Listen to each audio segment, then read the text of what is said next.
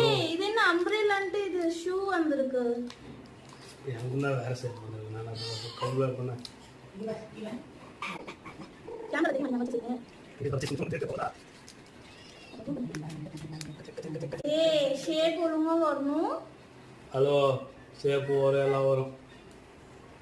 என்ன வந்திருக்கு உங்களுக்கு? தெரியல.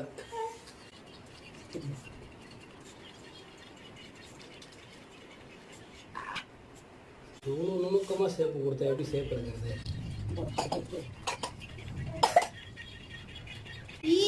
நான் எடுத்துட்டேன். எனக்கு வந்தது பூட்.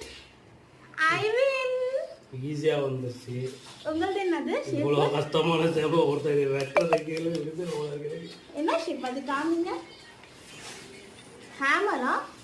என்ன ஷேப்னே தெரியல இது.